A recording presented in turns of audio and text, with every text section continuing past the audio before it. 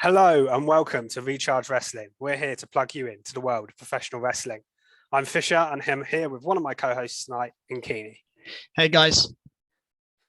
First of all, just an apology for last week, no content coming out. It's our first pod in 2 weeks, which we've never done before. We've never missed a week before, but yeah, first one. Circumstances last week meant none of us could really record, and we didn't get around to doing it. So apologies for that for regular listeners, but we are back and back with a bang. Yeah. So we will talk about all the happenings in WWE this week. It will be a WWE only podcast. But let's just crack on with it. There's no real news of any significance this week, really. So let's just talk about the last week's programming and start with SmackDown. Anything you want to start with? I guess we start with Bray Wyatt, probably is the starting point. Yeah. He cut an interesting promo, basically saying that he's going to do bad things, and it was a lot more kind of unhinged, dark promo than his sort of. But he's still just Bray Wyatt. He's not a character. He's just Bray Wyatt. He's kind of, and I like that. But interesting that he's kind of aware that he's going to do bad things, and I think he apologized for them. And then we got that weird mask thing later on in the show, and the cowboy character afterwards saying howdy. Who's the cowboy character? So at the end of that little masked video thing, there was there was cowboy-looking guy, and he said howdy, and that was it. So I've heard that WWE trademarked Mr. Uncle Howdy, I think it is. So whether that's going to be another character or a version of Bray Wyatt, I'm not sure. Well, again, it's been nearly a week since I watched it, but from memory, he had like a mustache. Yeah, blonde. Yeah, bits coming down here like that. Yeah. I mean, I don't know if that's someone completely brand new or has Bo Dallas got a blonde. Well, this is what mustache? There's a lot of speculation over what this could be, and it was interesting because the masked figure was saying something about never hurt the ones you love or something like that, which suggests it could be someone like Bo Dallas because a family member. Yeah. It's also, I've heard people suggest there might be, I don't think it could be this person, but related to this person. So his uncle Barry Windham, who was in WWE like back in the 80s or whenever, he had like a cowboy gimmick with a blonde mustache. It's not going to be him because apparently he's really old and he can't. He wouldn't be a TV character or anything now. But the fact that he's called Uncle Howdy as well suggests that maybe it could be something related to that. But it's quite interesting. I have also seen some speculation.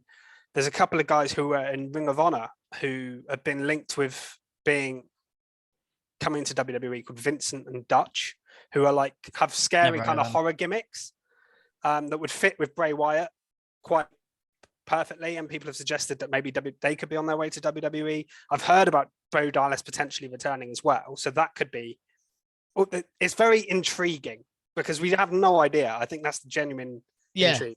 There is no idea. It could be any of these things, or it could literally just be a personality, a version of himself that we haven't seen before. And so do we think this person or these people would be with or against Bray? Or I guess that's up in the air. I think initially against, but maybe that turns into like a faction. Yeah, it's really, really interesting. I'm really not quite sure. I used to think they could put Cross with Bray. I think that kind of works in my head, Cross and Bray. But I have another idea which I'll get to later, but because it links to someone else on the show on SmackDown. Okay, well you could segue and we can go on to the next bit and you can tell me your theory. So then I want to move on to Liv Morgan because she has gone into a bit of a crazy character. A couple of weeks ago, she had, before Bray returned, there was some sort of Bray thing behind her on one of the promos. Her matches and segments have come directly after Bray's segments on SmackDown the last 2 weeks. Could be a coincidence. Also, I don't know if they're still in a relationship, but she was with Bo Dallas at one point. Was she? Oh, I don't know that. They were dating, and I don't know if they're still together or not. And they're very private, and if they're still together, a faction of Bray, Liv, and Bo would make the world of sense. Like a new Wyatt family, but without it being called the Wyatt family. And her character's gone all crazy on this. Well, the last couple of weeks, hasn't it? So yeah, very dark. It wouldn't surprise me if Liv Morgan was somehow involved in the Bray Wyatt storyline. Yeah, that's interesting. I think there's definitely something to that. I think she's definitely going darker. She's still babyface right now, but then so's Bray. Yeah, because she's beating up heels. Yeah, obviously it's Sonya Deville, but she is often like in pain and smiling or laughing. Like she's gone a bit deranged, a bit Alexa Blissy, a bit Nikki Crossy. Yeah, that exactly. kind of character. It's kind of like the old Alexa Bliss, but without the supernatural stuff so far. Yeah, that would be. I'd be up for that. I think Liv. I would rather that than see Alexa go back to doing what she was doing before. I think. Yeah. I don't think they should go back to anything. I think they should start something brand new. So I'd be up for Liv, definitely. Yeah, I'm just wondering where it goes, because obviously Liv and Sonya had a match on this show, which was set up from the last week when Liv went crazy. Ended up in a double DQ, but that didn't matter because this was more about the angle. And then Liv got like 20 chairs, put them in the ring, and then did a move off the top rope, hurting herself in the process. But she seemed to like that. Yeah, she likes the pain now. So, yeah, it's quite interesting. Whether these things could be completely unrelated, but Liv Morgan's character change is interesting either way, I think. It is, and I think it's what Liv needs after losing the title. I think a complete character switch up to go in heel or whatever she does. If she says Facebook goes really dark, I just think it's so void of what she was before. I think it's needed. It does scream of Alexa Bliss. It feels like she's on the same career path as Alexa Bliss was before, losing the title. Well, actually, I don't know if she was champion just before the Bray stuff. But yeah, I think I'd like to see Liv with Bray.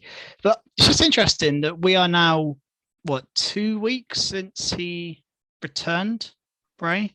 Yeah. And not a lot has happened yet. It's very slow moving. Almost feels like the AEW style of booking where they maybe do a big return. Bray Wyatt, though, they do a massive return and then just slow build. No, he's not in a storyline with any current roster member. He's not. No. He didn't interfere and help Karrion Kross. He's not jumped into anything straight away, which is just interesting. But there's so much intrigue with Bray Wyatt. They can go as slow as they want, and people are going to be interested. Exactly. I don't think you need to rush it with him because the matches aren't necessarily what you look forward to with Bray Wyatt. Anyway, it's more the character, the storylines developing. Obviously, you want to see some wrestling at the end of it. Like it has to lead to a match somewhen. But I don't need it to be on an episode of SmackDown next week or something. No, do you know what I mean? Realistically, if Bray wrestles 6 times a year in big shows, that's probably the build to them will be good enough that will suffice for people. Exactly. Almost Roman. I think there was also a QR code on this show, wasn't there? There was. I didn't see that. So it led. Oh, it was. I did. See it online. I didn't look at it myself, but I saw this online. Yeah, it led to a psychiatric report for Bray Wyatt. Yes, that was it. Which again, I like how these QR codes still go in, which is interesting because we all thought these QR codes was all for Bray Wyatt, but it's almost like they're not Bray Wyatt. They are this Uncle Howdy, whoever this cowboy figure is. Yeah, like to tease Bray Wyatt almost. So it's just really interesting. I'm sure we'll get something on Friday on SmackDown, but I think it'll be another small step in the story. I think we're just going to slowly build, and who knows where this first match is going to be. Maybe not till. It could be like the Royal Rumble or something. Day one's not even happening anymore. But it could be months away. Crown Jewel. Could be a while away. Yeah. So Survivor Series maybe, but you could do a match there. Really intriguing. Along the subject of intriguing, as a segue, what are your thoughts on Omos and Braun Strowman? Because they had a face-off in the ring here. Yeah. And I don't know about you, but first time I've ever seen Strowman look small. That was my most noted thing from it, is that Omos towers over him. Yeah, like he's significantly taller than Braun Strowman. It did make Omos look really impressive. Yeah, in terms of the match, I'm not like bothered about it because I don't think it's going to be a very good match. But the build to it has been like it's getting views on their YouTube channel. I was going to mention that they are like these kind people of are interested in that. People are interested in seeing especially casual fans. I think they look at this kind of thing and this interests people. Die-hard wrestling fans probably aren't interested in this at all, but I think there's intrigue in it, and I think for what it is, and it being on Crown Jewel in a Saudi Arabia show, I think it's working for what it is. I don't think exactly going to have a great match at the end of it, but no, it'll be a spectacle though. I think I mentioned a few weeks back, or whenever Braun returned, that Braun's return was a bit flat for me, and I thought that there was only one match I thought would be interesting, and that was Omos. That's the only one I thought, because that's just intriguing, these two giants, and they've gone to it very quickly. Luckily, I think MVP's been carrying a lot of the talking, which I think is the smart thing to do. Obviously, Omos hasn't really had to say anything. Strowman can talk a bit, but he's not a promo guy either, particularly. But they have had MVP carrying the talking, and I think that's made it better as well.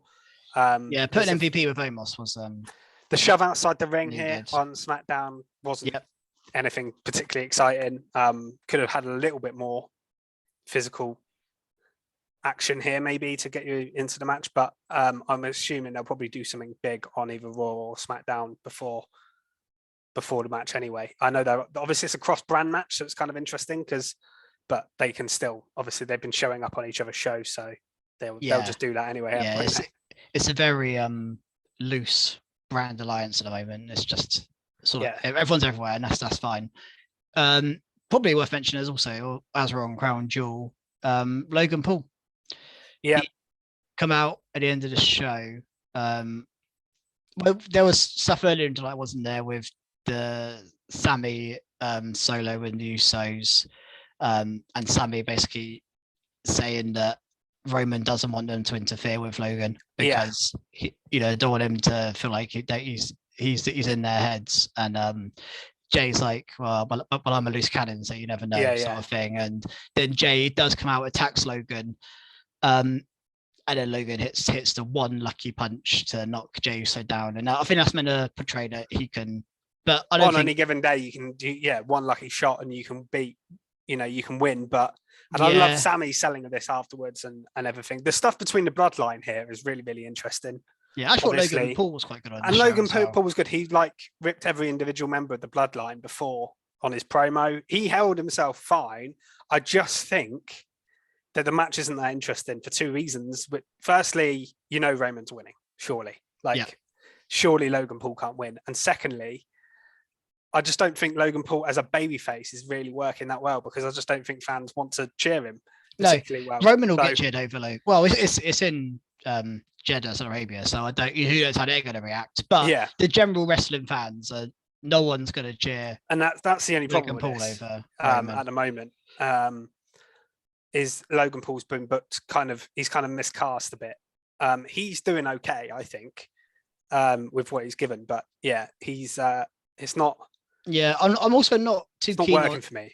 No, I'm not too keen on this. Only takes one shot kind of way to try and make us believe that Logan could beat Roman. Like that, to me, just. I guess it's the only way they can make him believe that we can win. Yeah, but we had this with John Cena like 6 months ago. Where he was like, only takes 1, 2. He kept doing that in the build-up. 1, 2, 3, and it's like we kind of been here with Cena against Roman, where you probably didn't even believe Cena was going to be, and that's John Cena. Logan Paul, you think that's no chance, and no one thinks one punch is going to knock down Roman. Although there will be a point in the match where he knocks him down with a punch and gets like a 2 pound. Yeah, probably. That will happen, but it's just to me, it's not doing it for me. I'm not particularly excited for this match. There's matches on Crown Jewel I'm more excited for. Maybe even Strowman Omos. Actually, I'm probably more excited for that than this Logan Paul. I think the match will actually end up being good, but Logan Paul is good in ring. It's just the nature of the booking of it, and the fact that really, surely, there's no way Logan Paul wins. Yeah, but like I say, everything the Bloodline do at the moment is gold. Yeah, the stuff with Sammy and Jay again building here was really good. And it's going to be interesting because Roman's on SmackDown this week. So how's he going to react to what he saw? Because he's going to be angry, I assume now. Yeah, I mean, which makes it interesting. predictions on what happens to Jey Uso, because he's the one at the moment who, if anyone's going to be cast aside, it's Jey Uso, because he is the one. Do you think maybe that he'll get cast aside, but then something will happen where Jey, like, I don't know, something that happened where Sammy eventually is the one that gets kicked out, but maybe Jey initially is there, like they've had enough of him and they all kind of, but then Jimmy's surely not going to turn on Jey. That's the one that doesn't make any sense. And the fact they've got the belts as well makes it messy. So I'm not sure. I don't think there's any immediate change, but Roman could come out Friday and be like, well, Sammy, it was your responsibility, it's your fault. He could blame Sammy for that. He might not be. Yeah. I think that may be what happens. I don't think he'll necessarily blame Jey himself. But again, just intriguing. There's so much intrigue right now in the storytelling on WWE TV that I can't wait to watch SmackDown for Bray, for Roman, for there's so much to like about what's going on at the moment. Yeah. Someone else who's been fantastic recently as well is Sheamus. He had a match involving the bloodline of Solo Sikoa in here. Really good match between the two of them. But really, it's the after angle that was interesting here, writing Sheamus off of TV with a savage injury on his arm and shoulder. I didn't realise, but apparently he's getting married this weekend. So that will be why. Oh, okay. Oh, well. So he's obviously congratulations, Sheamus. Yeah, so I didn't know that until after. But that's why. So he'll be gone, I assume, for a little bit, which is a shame because he's on an absolute hot streak at the moment. But do we think with obviously now the bloodline and the Brutes sort of interacting, that this might be a setup for War Games, potentially with Imperium involved as well? It's potential. There is definitely potential there. Or you could even do the Brutes and like Drew McIntyre joining up with them or something versus the bloodline. There's potential here for a War Games match, is what I'm thinking. Yeah, I think that may be so in the season. So I don't think we're going to see this play out. I think we do have Solo and Sammy versus Edge and Butch this week, actually. We do. So we'll see an angle. Maybe they write those off TV as well. Maybe we, maybe this, because I don't know when's Survivor Series. How soon is that? It's the end of November. Because now they've announced War Games. Everything that happens, well, this is War Games, this is War Games, and there are actually quite a few options. So we've got the OC and Judgment Day. There's a lot of options. Well, there's probably a couple of options, but there's a couple of things they can do. Or they could even do the route of like just two people feuding and they pick their own teams, like happens on Survivor Series sometimes. It may not even be a feud. I do think it'll be factions though. Yeah, actually, I think maybe they even said that in their press release of War Games, that it's going to be feud related or something. Yeah, they said it's going to be storyline, and I'll get to what I think might happen with the women as well when we talk about Raw. But yeah, I think there's potential for it here. Another win for Solo Sikoa, who yes, a big win. Remains unbeaten, I think. Well, he lost in a multi-man match, but Drew won by DQ maybe because Cross. That match never actually finished though. He lost in a multi-man match for the Intercontinental title #1 contendership, but he didn't take the pin. Oh yeah, but he hasn't been pinned. No, I don't think so. Being kept strong. I want to talk about Rey Mysterio because obviously we didn't record last week, and last week was a big development for Rey, and we had speculated previously how they prolong Dominic and Rey, because I think that's Mania worthy. But how do you prolong? Do you keep that going until May? Well, what they did was superb, because last week Rey came over and I think it was really smart way. And Triple H has called him across, and now we have Rey on SmackDown, #1 contender for the IC belt. Beat Ludwig Kaiser in a match on this show. In a match which is going to be interesting. I think Gunther and Rey are like that should be a great match. Opposites. That should be a great match. Yeah, that will. I don't know if that's announced for anything. Oh, it said 2 weeks' time, so I think it's the night before. Yeah, so I think it's the night before Crown Jewel. So they'll probably load that show because they'll have half of the people to be away in Saudi Arabia, but the people that aren't on Saudi Arabia will probably put on like not on pay-per-view quality card, but I can imagine there'll be 2 or 3 big matches on that show. Yeah, women's matches and stuff as well, probably. Do you think Rey's got a chance? No. No, I just don't see. I don't think Ray should be It's just to stop this Walter streak. It's another big name to cross off for Gunter, to cross off Sheamus and Ray. Like, he's beating legends now. Plus, he's not got any allies over on SmackDown, really. I mean, you could make that between now and then. Ricochet and Madcap Moss, probably. Yeah. But realistically, I don't think he's got anyone that's going to help him beat see off the Imperium guys and stuff. So yeah, but Mysterio and Kaiser was enjoyable, very good wrestling. Raided the old Eddie Guerrero trick as well on Gunter. Enjoyable stuff. Yeah, I'm looking forward to that match, definitely. Yeah, me too. And it's just a direction no one could have predicted as well. Yeah, exactly. I like it. There's only one other thing on SmackDown really to talk about. Yeah, it's a title match. Yeah. Well, actually, there's a couple, but this is the main one. Yeah, we've got the women's tag team titles, Raquel and Shotzi. Yep. Against Dakota and Io, and a retention. I mean, it's quite obvious. It was in the middle of the show. Yeah. You're not going to take the titles off Damage Control at this point. The match was fine. There's not too much to say about it. No, I think the tag division is a bit flat. It's so stale. So they did the tournament, and Triple H just walked into the same problems Vince had, where don't know how to book it. There's no teams. Yeah, Raquel and Shotzi aren't the team. But there's not enough. I'll get to the Raw Women's division in a minute, but I was happy to see someone else return, because they're using the same 4 or 5 women every week on Raw. I think on SmackDown they're rotating it a little bit better, but there's still not enough tag teams or people involved. Well, I think people like Aaliyah are injured. She's injured, yeah. I haven't seen Lacey Evans. I haven't seen obviously Alexa Bliss and Asuka have kind of been written off TV on Raw and things like that. So Dana Brooke could be being used. Like, there's a few people they can be using and they're not. She was on a main event this week, Dana Brooke. Yeah. She's still knocking about. They need to do something with that women's tag division, because otherwise it's just going to get very stale very quick. With Damage Control. And I like Damage Control, but then the feud on Raw is okay, but it's dragging on a little bit. But there's nothing for them on SmackDown. I would just, the word for them is stale. Right now, Damage Control are a bit stale. And it's a shame, because so excited for them to be teamed up. But I think they're a great team. I think the angle at the end of Raw could make something interesting because of what happened there. But we'll get to that in a minute. Yeah. What else did you have from SmackDown? Well, I was just going to talk about Ronda Rousey, because she did a very heelish promo and then offered an open challenge for this week, which will be interesting, because that could be someone new coming. Well, not new, but someone that's not used every week, hopefully. Challenge her on SmackDown. I hope it's not Charlotte Flair or something, because we've seen that match a lot. But so I've got a prediction. I don't know if you have. I haven't. No. I think this might be where we see Shayna Baszler. That would make sense. We haven't seen her for a few weeks. No.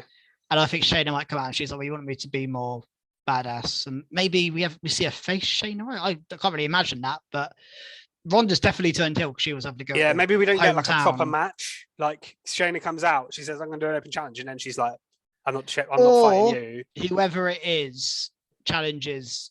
Maybe we just get like to me Xia Li squash match. Yeah, Xia Li comes out, and then after the match, or Shayna comes out and just destroys Xia Li in front of Ronda. And like, that's a good idea. That's a good idea. I like the idea of that. Maybe some of that. And the only other things we got were LA Knight having a video package, which I'd like to see him used a bit more into something significant.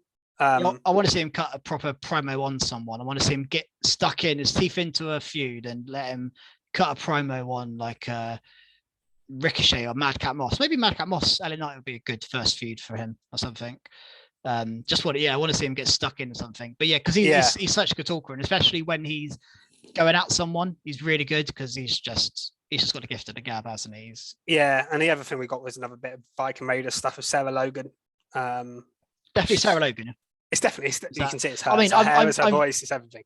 I'm pretty convinced as well. I've not it's definitely Sarah confirmation. Logan. Yeah. Okay. Yeah, it's definitely her. That's it, I think, from SmackDown. Back. Raw. And we'll probably... actually, there is one more little thing. Oh, I just want to mention. Hit Row and Legado did little promos on each other. But B-Fab said she had a plan this week for a mystery partner. Yeah. I've seen some speculation, like it could be like a Carmelo Hayes or someone, but I think that'd be a bit of a waste of a call-up for him. But it wouldn't be the least surprising thing, would it? Yeah. But I'm just intrigued. I think it might be someone we haven't. I don't necessarily think it'll be someone on the roster. I think it could be a call up or someone returning or. We didn't see Carmelo this week on NXT. No, after.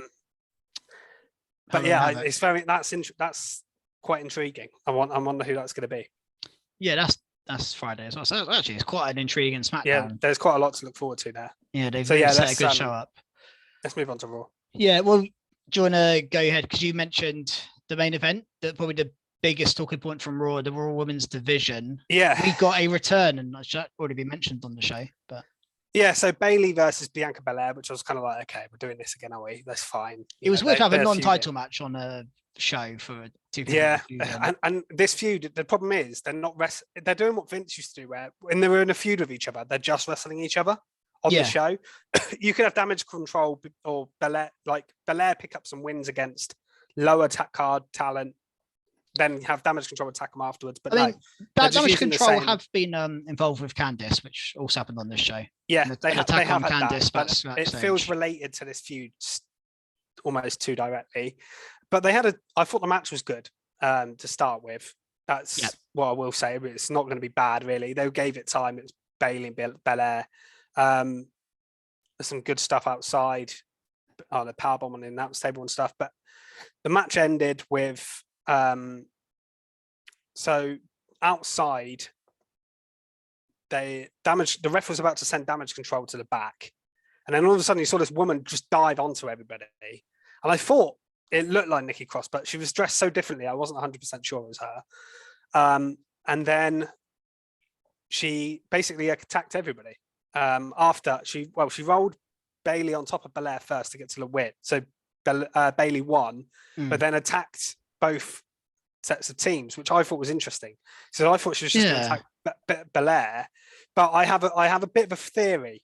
And again, okay, I'm interested because I've got nothing on this in terms of I don't know where it's going. I think if she's attacked both things, that makes me think she's going to be involved in this. And we've talked about the women's war games, and they could do a triple threat of teams. I talked about it on the men's with Imperium, Bloodline, and I was assuming it was going to be Team Belair versus Team Damage Control, but then you'd have to put another member in Damage Control, and I just think that wouldn't really work.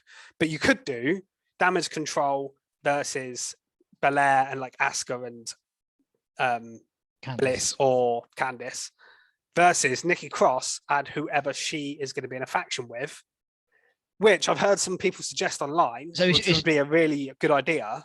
Is that just speculation, the faction? This is just speculation. I haven't heard anything about a faction. This is just speculation, but why her on her own doing this? She doesn't feel like Damage Control will just take her out next week. But I think you can bring Doudrop back with her, but more serious, and then bring in Alba Fire and have 3 Scottish woman faction. That would be a good faction, actually. Yeah, and obviously, Kaylee Ray and Doudrop have loads of history. It's just I've just saw an idea. That as an idea. Yeah, I love the idea of it and having 3 women's factions go at it. Yeah, I'd be well up for that. I did think I was like, well, there is the Doudrop thing, but I didn't even consider Alba. Well, Alba, she wasn't on NXT this week even. She lost because I couldn't believe she lost her. I really thought she was beating Mandy Rose. Same there. And she lost. So I was like, well, what does Alba Fire do now? And then I was thinking, well, call up, surely. There's no point in keeping her in NXT. Yeah, she's ready. And if she's going to call her up, this would be a good angle to call her up in. But that's just wild speculation. But I just think Nikki Cross doing that on her own. I would love that, actually. That is. But what did you actually make of the Nikki Cross transformation? Because I loved the fact that she isn't Nikki ASH. It is. I mean, Triple H is doing this a lot, where he's putting people back to how we had them before, and he's kind of reversed all the stuff Vince did. We're seeing it with like small things like name changes with Theory and Ciampa, but like he's really just gone back to what he had before. And this is something that I don't think anyone loved Nikki ASH. I think people liked it at first because she won Money in the Bank. Yeah, but then it went too far, I think. Yeah, and it got stale very quickly as well. As a heel, especially, I think it just doesn't work as a heel. That gimmick. So I think this was a needed change, and one that I think we saw this come in 5-6 weeks ago when she threw her mask off and was arguing with Doudrop in the background, and there's a lot of stuff happening that, like, subtle stuff happening that we all picked up on. So this isn't a surprise, and this is exactly what needed to happen. Maybe a bit surprised that she's come in here to attack both.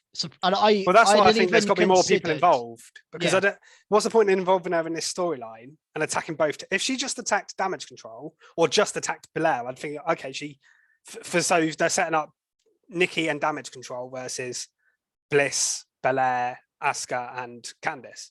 Yeah. But the fact she attacked both makes me think there could be more to it. Yeah, you may be right, but I think I was left with I did see some people suggest as well that maybe Sanity are coming back, but I don't think that'll be happening. I don't think that'll happen, because you could bring Killian Dane and Eric Young back in, but I just don't see. Isn't Eric Young like a champion on Impact? I think he was, but I know a while ago. I'm not sure anymore. I think he's quite a big player in Impact again. But you know, I don't. I've seen people speculate that as well. I don't think that's going to happen. I think it's more likely to be a woman faction with, like, I would put, and we also will have another tag team then as well if they do that. Yeah, like that makes more sense to me. Piper Niven tag team or something. Yeah, that would make more sense. But I was very happy to see her.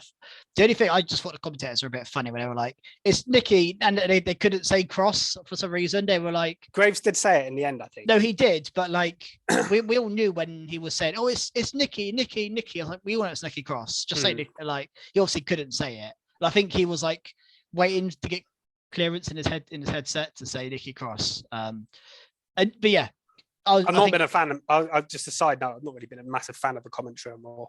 I don't think it's working that well. I don't mind Kevin Patrick.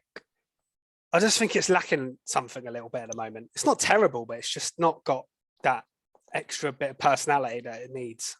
I'm not too keen on Booker T's NXT runs. Early days, I know, but I've not enjoyed that particularly. I've not been bothered with Raws or SmackDowns, but anyway, that's a side note. But yeah, good to see her back, and good to see her back as Nikki Cross, and intrigued to see. Now I'm actually more intrigued. I haven't spoken to you because I didn't even consider the women's faction or Alba Fire or anything. I was thinking, is there's to be more people involved, and when some people suggested Alba Fire and Doudrop, I was like, that makes perfect sense. Yeah, that would be. And then I saw Sanity, and I was like, that doesn't make any sense to me, because I just don't think, what would they add to this? Like, if she's going after the women, they'll just be stood there like, I don't know, unless she doesn't add up really. But no, the other thing does. Yeah, no, that makes complete sense. We also, you mentioned commentary. There's a little segue there because the last few weeks we've had JBL join commentary, and I've actually quite enjoyed him getting involved and bigging up Corbin from the commentary booth. But he gets real heat, doesn't he? And he's just very old style gimmick. Yeah, a very good person to put with Baron Corbin. Like a very good pairing as a manager, and nice to see. It works. And obviously, Krusty's not here. If he was here, he'd be probably talking about how great Baron Corbin is. It's nice to see Baron Corbin back, winning matches. Were you surprised he beat Johnny Gargano though? No, I wasn't, purely because this iteration of Corbin I felt like is gonna get pushed.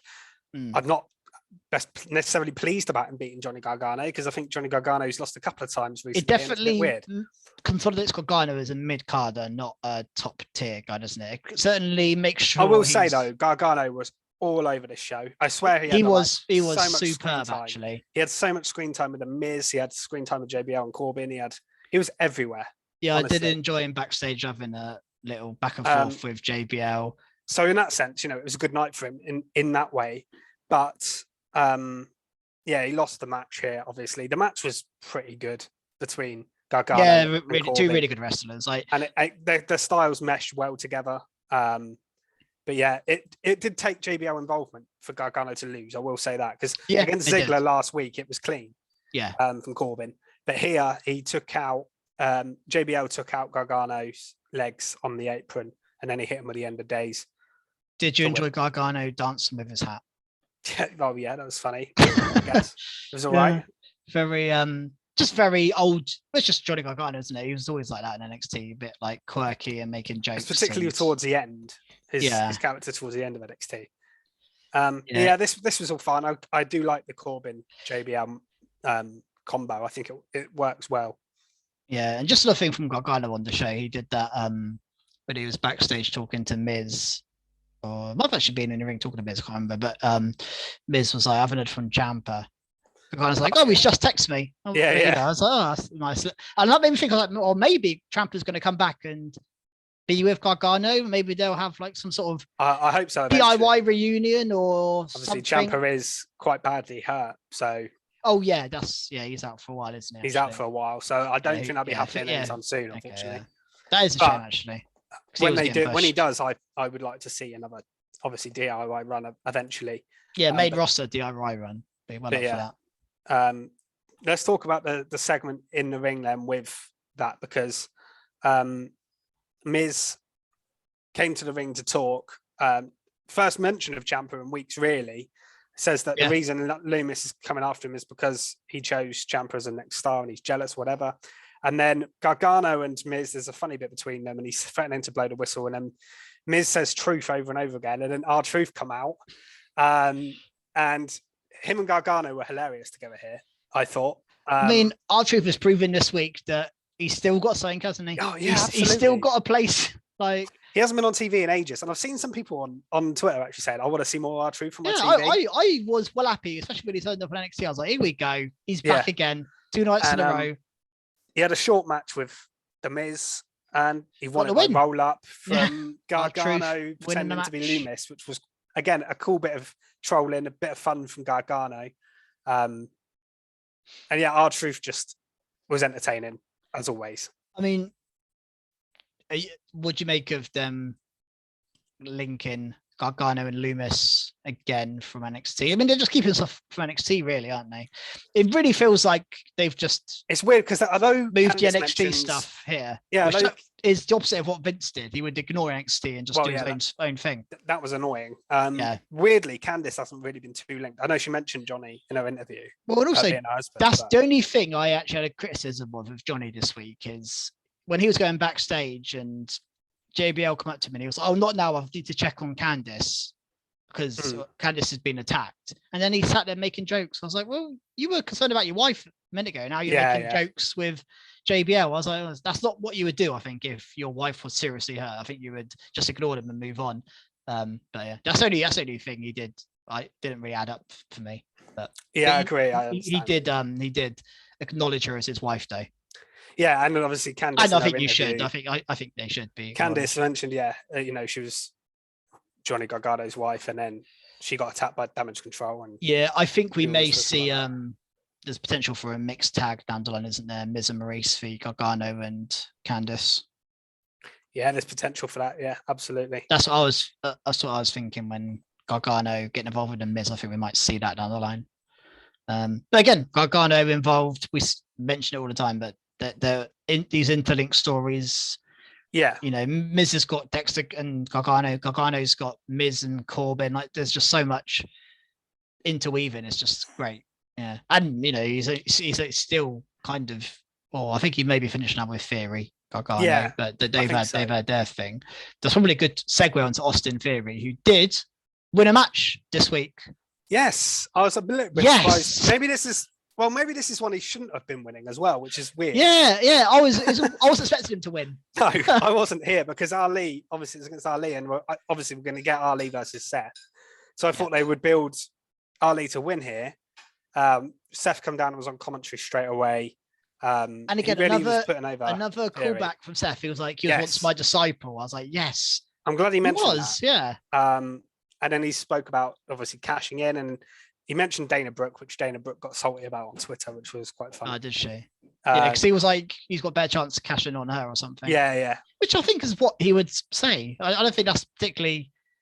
I know. She insulting. She I don't think she liked it, but match was decent enough. And eventually, there was a Seth distraction.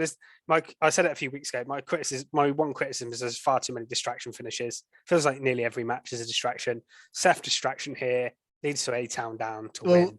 I think that's like a byproduct of them interlinking all these stories. Is every match someone has, there's someone else interested in one of the people in the match. So like rather than Vince's booking of everyone fighting the same people, there's a lot of different matches. Like, you know, we saw Gargano and Corbin, Ali and Theory, like some different matches we haven't seen before, but there's always someone else interested in someone else in the match, and it's always going to end with distraction and just protect.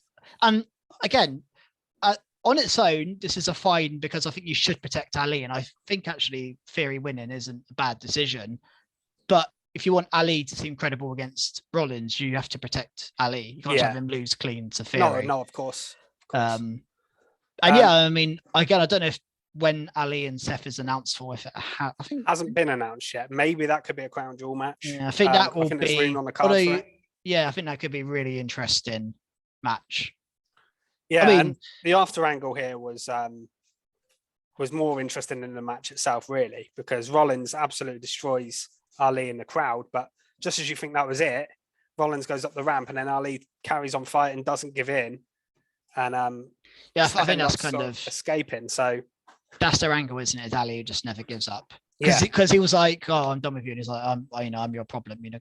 I'll always be your problem." All kind of, he said, "I won't go away" or something. So exactly, yeah. I think that's a good angle for Ali, and it's just nice to see Ali booked pretty. Again, I know he lost here, but just in general, the last few at least weeks, he's doing something. Booked strong in a title feud as a face. Nice to see, because he definitely deserves it. We should mention DOC and Judgment Day opened the show. Dominic Mysterio gets some serious heat, doesn't he? Yeah, he compared himself to Eddie Guerrero here, which is he was like I'm the new Eddie. Actually, Eddie's the old Dominic Mysterio, and like getting real heat. I feel like the other guys are almost taking a back seat to Dominic and Rhea. They feel like the head of, especially Priest, I think, because Priest is a real Balor side does a lot of the now. wrestling. I feel like Balor does a lot of the actual wrestling, as well. Yeah, what am I saying? Priest have a bit more. They all do get on the mic, and like here, they all did have a little bit of mic time. But yeah, the Dom stuff is really. What was funny was when AJ comes out and he goes, "You're not the new Eddie Guerrero. You're the new Chin Man, James Ellsworth." Random James Ellsworth dig. James Ellsworth tweeted about that. He thought it was funny, I think. But yeah, he got. He probably enjoys the I don't think he's going to be insulted by it. He's not relevant. He knows what he is. He knows what he is. Yeah, exactly. He got a better career than he got a WWE imagine. Title match once. Yeah. So and he won a ladies' Money in the Bank ladder match. Yeah. But this led to Finn Balor against Carl Anderson in a singles match. Yeah, and they obviously had a really solid in-ring match. Well, and also these two know each other so well. The chemistry absolutely. Hang on. Yeah. I think we might actually get Gallows Priest next week. Actually, I think that might be because I think they're just doing these. So I think maybe because I think we got AJ Dominic last week. Yeah. We'll probably get that next week. I think Gallows and Priest are the two big guys. Really, the star of this whole thing again was Rhea Ripley, which I love. That they're making Rhea stand we have to talk about the slam. Actually, top mark. Rhea Ripley slamming Luke Gallows. That was phenomenal. Yeah. God, like we've seen her do some moves on some smaller guys, but Luke Gallows is a big guy. And she had just body slammed him with ease. Yeah, so impressive. That was great, and the crowd really reacted to it. She also then low blowed Carl Anderson, which allowed Balor to get the win. So she affected the match as well, and she does feel like the start of Judgment Day. Yes, which is great because normally in the women in a faction normally feel like the valets or kind of irrelevant, just sometimes like a mouthpiece like a Selena. Yeah, but she feels like the badass of the group, which is awesome. Yeah, and then so this led then to a backstage of them like in the doctor's room or whatever, and then Luke Gallows is like, "Oh, I'll go and sort out Rhea," and then he comes back pretending to be like, that was a bit silly, but it's kind of their humor, isn't it? It's fine. And then I can't remember which one of them said it. Maybe AJ was like, "Oh yeah, I've got a plan for Rhea." Yeah. Any ideas? I think Charlotte Flair's a good shout for this. Yeah, was it Krusty who sent that to us? Krusty did, I've seen people saying online as well that she'd actually fit in well here because she's not in the title picture then. Yeah, and as a face, completely different with like quite a cool group. That would be a different. And her and Rhea have a history and unfinished business almost. So yeah, and that would be a genuine counter. Like if you bring in someone like, I don't know, Carmella, for example, I wouldn't think, that's even the odds. Do you know what I mean? It's not really made much difference. But Charlotte, obviously, being a top woman, and again, it's intrigue. It's a bit like the Hit Row one. Interesting who they're going to bring in the next week. So yeah, I'm intrigued in that to bring someone else again into the story, and finally someone for Rhea to wrestle as well, because she's not. She had one match on NXT last week. Other than that, she hasn't wrestled in. I think it's like nearly 200 days. Yeah, I actually thought she might have been like injured or something, but she was originally. She got concussion. She was. Of course, because she had to go out of that Bianca match. Yeah, and she hasn't really been cleared until recently, I think. But to have a match, but yeah. I will say there's not many scenarios where I'd be excited to see Charlotte Flair back, but this is one I'd actually be quite I think as excited. long as she's away from the title scene, it's fine. If she came out and challenged Ronda, I'd be like, for fuck's sake. Or if she'd have attacked Bayley and Bianca would be like, oh god, here we go. I think in this angle, she's probably perfect. The only other person it could be, of course, is Beth Phoenix, because of Rhea attacking her. They might contact Beth, and it could be her. But without Edge doing it, I don't think it makes much sense. No, I don't think Beth makes sense now without Edge. Yeah. No. Got a couple more matches on the show. Yeah. Elias beat Chad Gable. His first match in a year and a half, although it's not, because he was Ezekiel. But they didn't, they were talking about his brother, so that's still a thing. Yeah. I mean, this match, nothing particularly to write home about. It's just I thought it was pretty solid, actually. Yeah, it was fine. Going to be with Chad Gable. Just your kind of, standard run-of-the-mill Raw match. Yeah. But I guess the question is, what do you make of Elias and Riddle as like a did you see the subtle the segment before the match backstage where Riddle was like playing his bongos and his chatting? Elias started to swing his guitar back. Oh, I didn't notice that, but Elias. And then you heard Chad Gable go shoosh and walk in. But just before, if you watch a clip, I saw a clip back of it yesterday.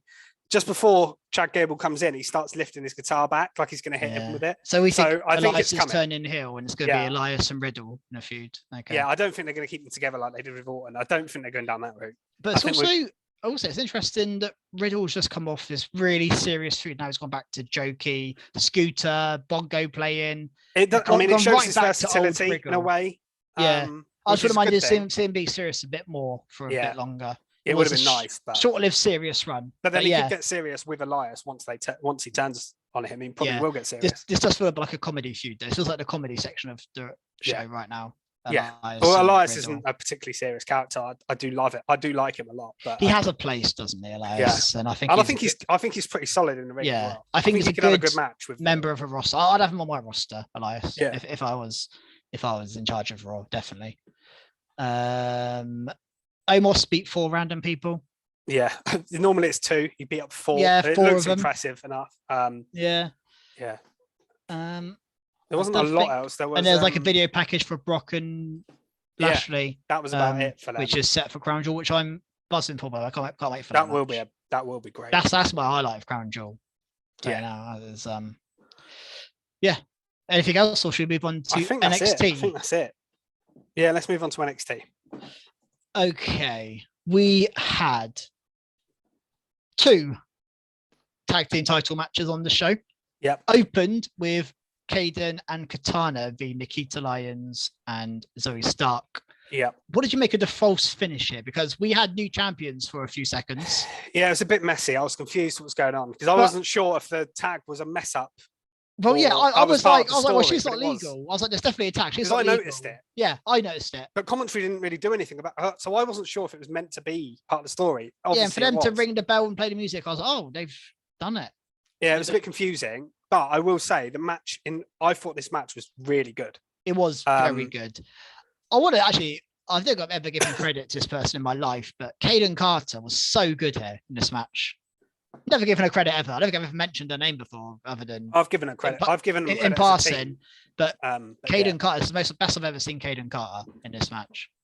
And in all fairness, actually, I think 3 of them. I thought Nikita Lyons was all right, but I thought the other 3 in particular really good. Really, I thought this match was excellent. The booking was a bit all over the place, but the crowd got really excited and into it. So yeah, and also you knew once that false finish it was going to end in a retention. What it obviously does is sets up another match, and they had an angry promo later on, Zoe and Nikita.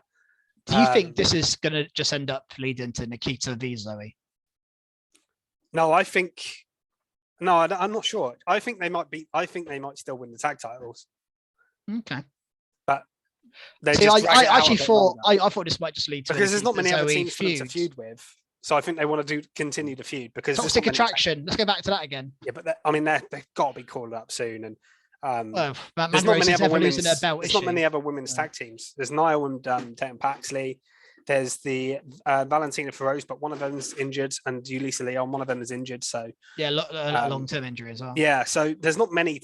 I mean, they're the only ones I can think of. I might be missing somebody, but there's not exactly loads of tag teams. So I think they just drag this out a bit. Yeah, maybe they do. I mean, they might as well. It's the best thing they've got for the tag titles. And then the men's tag titles, Idris Sanofi and Malik Blade against Pretty Deadly. Another retention. This one a bit more obvious and a bit more straightforward. Yeah. Another good match. I thought Blade and Anofe were. Yeah, I think I mentioned Anofe. This is probably the best they've ever. I thought they've looked good previously, but here I thought they looked amazing. I thought Malik Blade's dive to the outside from the turnbuckle was really impressive. Yeah. I think Idris Sanofi in particular is a standout. I think he could be a good single. I think he's got the charisma. Yeah. In the same way, like, in Street Profits, Montez Ford stands out. He's got that about him. Whereas Blade's good, but the charisma of Anofe stands out. I think it's similar here. Yeah. And also, Pretty Deadly may be my favorite thing in NXT right now. I absolutely love them. So good. I think they do. I think a lot of people don't get them, but they are so good in ring as well. Like, it's not like their characters are funny and they make me laugh, but their like in ring work is incredible. They're just best. I can see why they like them a lot. Yeah, Shawn Michaels seems to love them. So yeah, I'm not surprised. They are really impressive. But yeah, a retention, another good match. And actually, whilst we're on the tag team scene, we had the Creed brothers get attacked by Indus Sher. Yes, so Sangha and Via. I like this version of Indus Sher. We wanted this, didn't we? Although Sangha was a bit hesitant, wasn't he? Yes, and I like the fact that Sangha was, because Sanga's been a nice gentle. His character's basically a gentleman in NXT. Yeah, isn't he? He talks. He's nice to all the girls, and he's not. Yeah. He's a nice guy. But here he got really aggressive, and but it was on Veer's orders almost. Yeah, so Veer's like the leader, which is probably about right. But yeah, I think it's such a clever move to just move Veer back down to NXT, and I think Sanga's been calling out for like a big, beefy tag team for a while. Yeah, a bit AOP, aren't they? Yeah, and I think they're both actually good as well. They are both good. I think Sanga's really impressed me, and Veer's been on the main roster, so like he's not bad for NXT. He's pretty good. So I think this is a really smart move, and then feuding with the Creed brothers could be really good as well. And it keeps the Creed brothers away from the titles. Yeah, the Creed's obviously got. He was meant to face Brutus was meant to face Damon Kemp here. He said he wasn't cleared. Yeah, so he's still got that lingering as well with Kemp. Yeah, I'm not quite sure where that leads, unless we bring in Kemp's brother. Yeah, and obviously Roddy might come back at some point and get involved in this. I don't know. Yeah, do we know? Do you have any idea? I have no idea what's going on with Roddy. They do mention him though. I think they mentioned him again this week. Yeah, they do mention him. So it's not like they've completely. Well, he was on TV a couple of weeks ago, wasn't he? And nice to see Ivan Isle still knocking about with him. Nice to see that. That's just. But yeah, interesting times in the tag division. Don't know who Pretty Deadly's next challengers are, because it's not the Creeds or Indus Sher. And no, unless that's like a number one. Maiden and Ophie, Briggs and Jensen feel like they've already done that. I don't really know. No, I'm not sure. Gallus are in prison, so who knows? Shall we talk about Schism? Because this was the thing on this show. I was looking, don't know why, because I'm not a fan of the Schism gimmick. I've criticised it a lot in the past. But I was looking forward to this reveal because I was so intrigued. And I've speculated before. I thought it was going to be Isla Dawn. Yeah, I actually saw a picture on. I was going to say from James Drake. Yes, of Drake or whatever their new names are, Jagger Reed and Rip Fowler with. And then I knew it wasn't Isla Dawn because that's too much of a giveaway. Yeah, If there was like on the day. I just didn't know if anyone would know Isla Dawn from America. So even with that picture, it may still be a surprise because no one knows who Isla Dawn is. I just thought if he's tweeting that out, there's no way he's tweeting that out on the day where they get revealed. Do you think it could have been Nikki? Oh, obviously it couldn't because of last night. But I thought Nikki Cross was potential, like if she might have gone mad. But then obviously she appeared the night before. Yeah, I thought it was going to be someone from NXT UK potentially. I did not expect to be who it was, which was Ava Raine, the daughter of The Rock, which is crazy to me that they put her. I mean, it's kind of good in a way because it gives her a completely different identity. It's not "Hi, I'm The Rock's daughter," which was what Charlotte Flair gets criticized for a lot when she first came in. I actually think it's a better call to introduce her like this than introduce her as The Rock's daughter. Yeah, or try and push her too hard too soon. But a lot of people say this faction's the worst faction in wrestling, particularly in NXT and definitely in WWE or whatever. So does that help her? Or does she and her presence and her name bring this faction up and get them over a little bit? Because she did get a big reaction. Yeah, I think the faction has potential. I think Gacy is a good talker, even if he talks a lot. Zach Gibson's a fantastic talker. Yeah, and Gibson and Drake are a very good tag team, one of the best they've got in NXT. As a tag team, I know they're a bit weird at the moment, but it's like not the worst faction in the world. Like I don't think it's that bad. I think it's a fine. It's more the gimmicks, just a bit. Yeah, just interested to see how she does in it. Again, I thought her promo was okay. I thought her promo was okay. She's not her dad now, but it she's not going to be good. Imagine having Rock as your dad and not being good at talking. Like he's like best ever potentially. So yeah, but yeah. Very big shoes. Get attention on that group. She looks badass. Like in that group, she fits it. Yeah. I think it's interesting. I really wasn't expecting that. I don't think anybody was, because people were stunned by it. Both in the crowd and online. I think nobody was expecting that. But yeah, awesome in a way. But I'm intrigued to see what they do with her, and hopefully she's good in the ring because I've not seen anything about her wrestling. Yeah, I've got no idea. Hopefully she's good. I'm sure she will be. You got another female return. Well, emergence. We had Indy Hartwell v Sol Ruka. Just a straightforward match, really. Indy Hartwell got a win, but I will just before I get onto the return, another standard move to finish the match.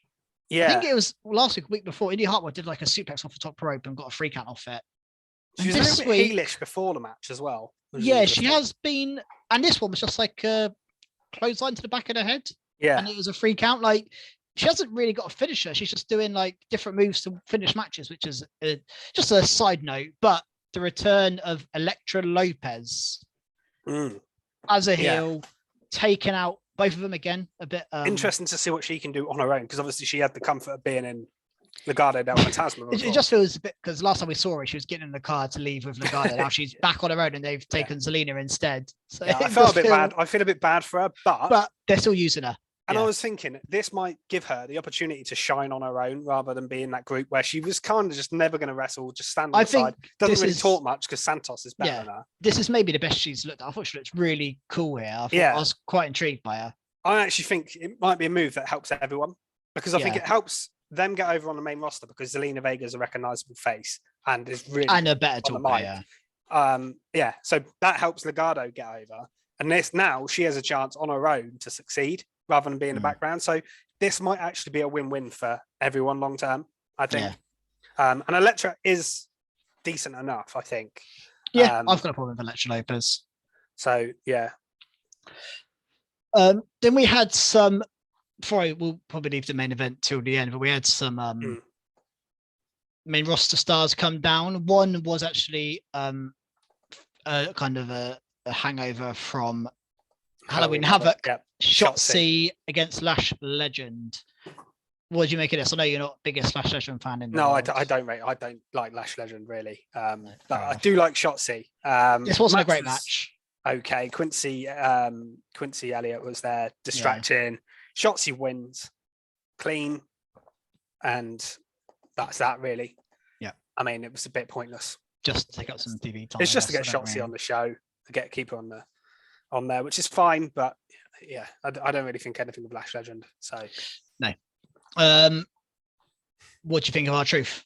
Second time in 2 nights. Yeah, he saved this segment a little bit for me because Wesley was great. He cut a nice, passionate promo. I'm glad he won that. I predicted it as well ages ago. That he was going to win this. Yep. I was glad he won the title, but then Grayson Waller comes out, and I was kind of like, okay, this is all right, but like this wasn't really what I want as the first feud.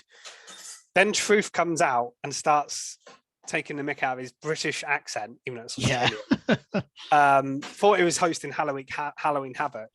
And then a match is set up because Waller goes to attack Truth, misses, they take him out, and then Truth. Yeah, so a match challenge was made, and they're fighting next week.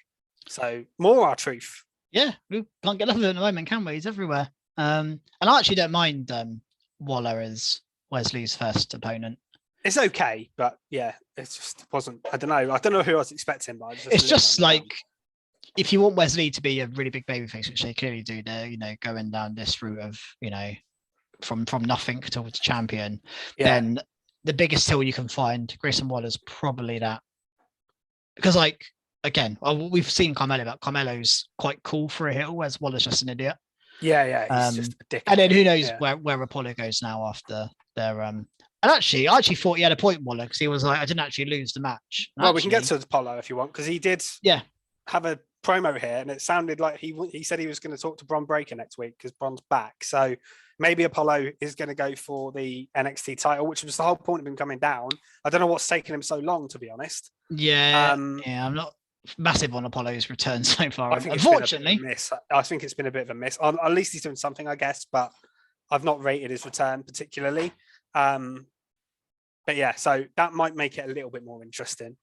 Talking to the people who are coming back down as well from the main roster, should we talk about Dominik Dijakovic? Yeah.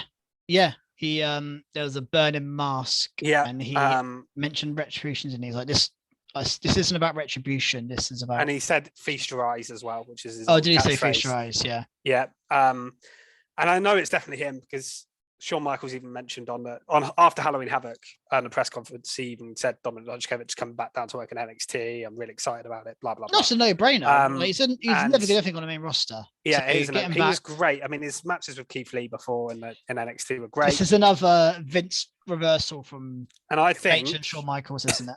Do you think maybe like next week Apollo will come out, talk to Bron Breakker, and you'll get Dijakovic like attack Breakker and Apollo or something? And be like, I want the NXT title. Yeah, that would be. I'd like that. And then you can do Dijakovic be Breakker like fairly soon. You can maybe have him be Apollo in the number one contenders match. You know what? I reckon he may be one of my biggest main roster mysteries, Dominik Dijakovic, because he was phenomenal. Not quite Keith Lee level, but I say Keith Lee because they were so intertwined on NXT.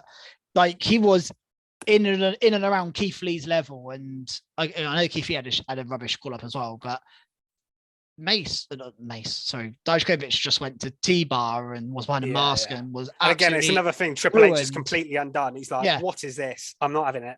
Dijakovic, that's really exciting. I really am pleased about that one because T-Bar, I mean, he wasn't even on TV, but when he was on TV as well, couldn't take him seriously, could you? Nah, he's just a joke for someone that good.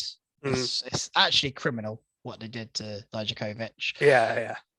It's amazing that he's even still employed. I'm surprised he wasn't released.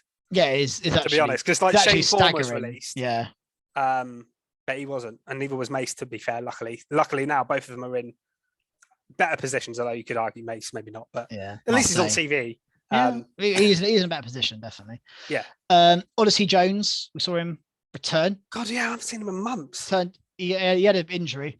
Come back in a car, and Blade and Anofi went off with some girls. It's weird after their big title match. Yeah, Malik Blade was not really interested, was he? But he did in the end. Yeah, just a weird one. And we had another Chase U segment where with Duke Hudson. No Bodie Hayward. Duke Hudson. Well, Duke Hudson's obviously beating him up or something, hasn't he? And then he stole someone's pen. Yeah, he's obviously worming his way in, and he'll probably worm his way into the group somehow. But then he's gonna. Do you remember a few weeks back when they had Charlie Dempsey with Chase U? Yeah. What happened there? Yeah, that's just gone, hasn't it? I don't know. Yeah. That was odd. Yeah. There's a couple more things, I think. I've only got the main event left. I just want to talk about the weird voice note. Oh, yes, actually, that is so I have no idea who this is. So I've not heard any speculation, any news on what this is, but someone called Scripts. Yes, spelled with a Y. I reckon it's someone completely new. I think that's got to be someone completely new. I have no idea who. Just to come to a head, if they're calling Carmelo up to hit row, could it be a reinvented Trick Williams? I don't know if they need to reinvent Trick Williams. No, I don't. I'm actually hoping it's not Carmelo with Hit Row, because I just think that'd be a waste of Carmelo. I think he should be on his own. But yeah, or with Trick, you can bring Trick with him. That's fine. Yeah, I think they should be together. They're a good duo. Voice note person. Yeah, it was intriguing. I've never seen anything like that before. It's like I think it's centers.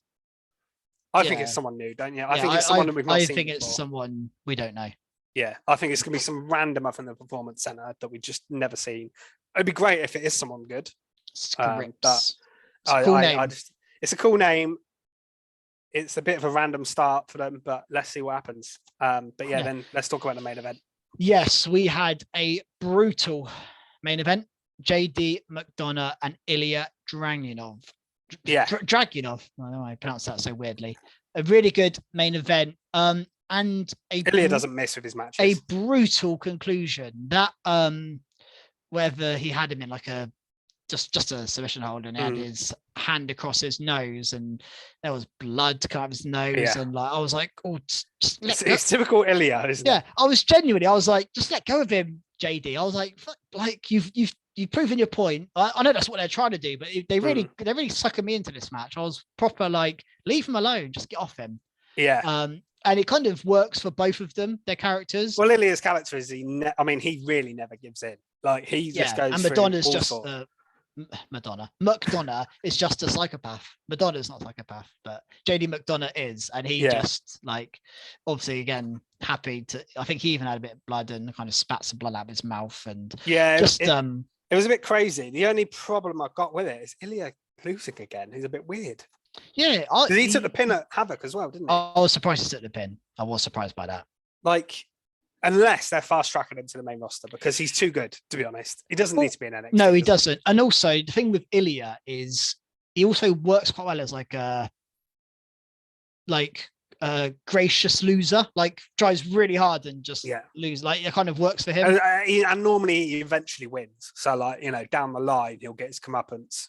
Yeah, but do you think we're just going to continue McDonough and Dragunov as a feud away from the title? Yeah, I don't think they can. Either of them need another title. I mean, McDonough definitely doesn't need another title match, even though he won here. Like he's had a triple threat and a singles match. Like he definitely doesn't need another. Yeah. And Ilya, after losing twice, wouldn't make any sense. So yeah, if they continue it, it's got to be just out of the title picture completely. Where's Tyler Bate gone? I know. I wish Tyler Bate was around. Can we get him involved in something? And a few of these people, Blair Davenport, Tyler Bate, Charlie Dempsey. We saw them and then we just didn't see them again. I know they've got obviously NXT Europe coming up. Yeah, maybe that's what they're being kept for. Yeah, they might just be kept for that, or they might be in the process of moving to the States so that they can be on NXT full time. I don't know. There might be complications with some of them. That happens sometimes. Yeah. But I have nothing else for NXT unless you have anything. No, I think that's it. Other than we got a weird promo from Toxic Attraction on their phones. Mandy Rose is having a year title celebration next week, so that's something a bit interesting. I wonder who Mandy. We're going to probably find out who Mandy's next challenge is going to be, I guess, from that. Yeah, I actually have no idea. So I have no idea who it's going to be, to be honest. Yeah, honestly, no idea. Who knows? They might bring a main roster person down, fighter. They might do. They might do. Like someone I know. I don't know. Carmelo. I don't know. No idea. Cool. That's it for this week. Fairly standard. We're still decent talking points. A few returns and debuts and intrigue and stuff going on. And I think actually this next week of wrestling is very intriguing. I think they've set up a good Raw and SmackDown. And even NXT with R-Truth fighting. I think that'd be interesting. And next weekend we have Crown Jewel next Saturday. So follow us on Twitter at Recharge Wrestle to get involved in our predictions league. It's the end of the year. There is a prize for first place to win a wrestling t-shirt of your choice. If you've not predicted before, just get involved. It's a lot of fun. Just you can warm up and practice for next year. When we'll be continuing next year, so there'll be prizes next year as well. So, but it's just good to get involved. It's a lot of fun. We have a little community who all get involved. So follow us on Twitter, and if you're not watching this on YouTube, follow us, like, subscribe, comment. Just search Recharge Wrestling on YouTube if you haven't already seen us on there. And check us out on podcast format as well, wherever you get your podcasts, Recharge Wrestling, if that's what you'd prefer. Hopefully next week we're back full strength with the 3-man pod. Hopefully. Once our Krusty's feeling a bit better and we're back to full health, as we lead up to Crown Jewel. The Crown Jewel go home shows next week. So a lot to talk about next week, I'm sure. And we'll see you then, guys. Goodbye.